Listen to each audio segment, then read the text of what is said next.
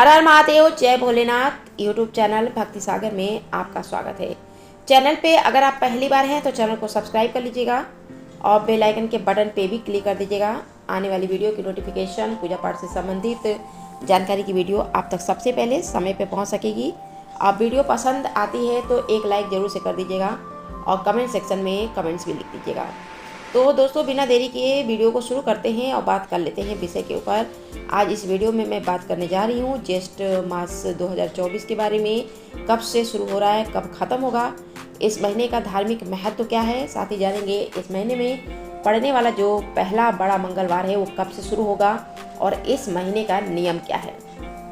दोस्तों, हिंदू कैलेंडर के अनुसार ज्येष्ठ महीना जो होता है वो साल का तीसरा महीना होता है, जो कि मई और जून में पड़ता है। मान्यताओं के अनुसार इस महीने में गंगा अवतरण हुआ था, जिससे गंगा दशहरा के नाम से जाना जाता है। इसके अलावा भगवान शनि देव का जन्म भी इसी महीने में हुआ था, जिसे शनि जयंती के नाम से जाना जाता है। और इस महीने के प्रमुख त्योहार निर्जला एकादशी, शनि जयंती और गंगा दशहरा इसी महीने में होते हैं। इसी महीने में बड़ा मंगलवार भी आता है। पंचांग के अनुसार इस महीने की जो शुरुआत है वो 24 मई 2024 से शुरू हो जाएगी और बैसाख महीने की जो समाप्ति है वो 23 जून को हो जाएगी। जान लेते हैं इस महीने के महत्व के बारे में।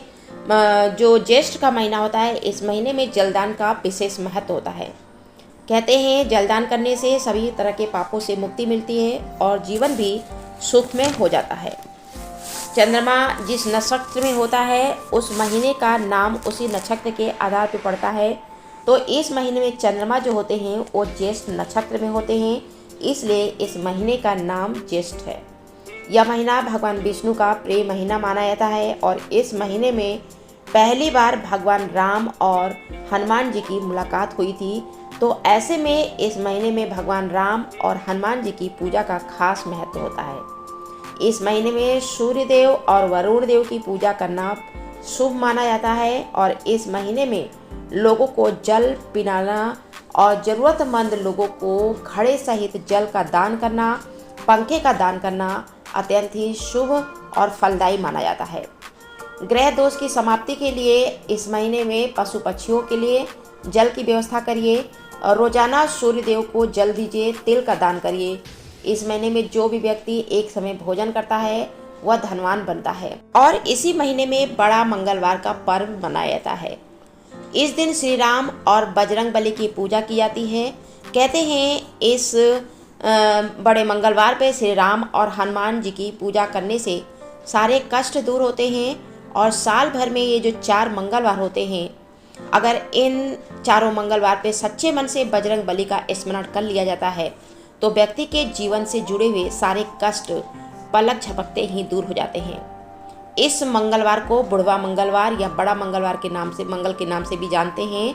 और साल 2024 का जो बड़ा मंगल है वो 28 मई 2024 को है। बड़ा मंगलवार को बजरंग बली के वृद्ध स्वरूप की पूजा की जाती है और इनके इस स्वरूप के पूजन करने से जीवन के सारे दुख, दर्द, कष्ट, परेशानी सभी दूर हो जाती हैं। पौराणिक मान्यताओं के अनुसार महाभारत काल में भीम को अपने बल पे बड़ा घमंड हो गया था। उस समय हनुमान जी ने मंगलवार के दिन बूढ़े बानर का रूप धारण करके भीम के घमंड को तोड़ा था।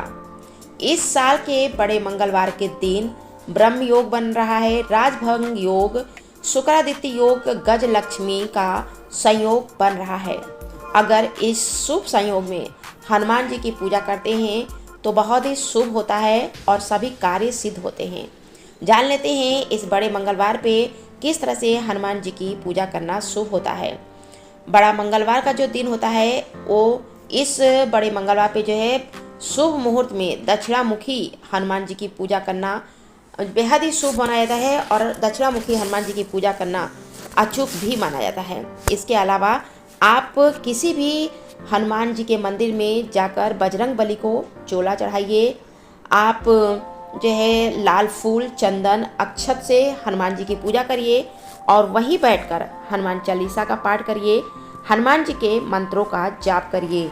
गरीब और जरूरतमंद व्यक्तियों को जल का दान करिए, अन्न और वस्त्र का दान करिए। इससे शीघ्र ही मनोकामना पूर्ण होती है।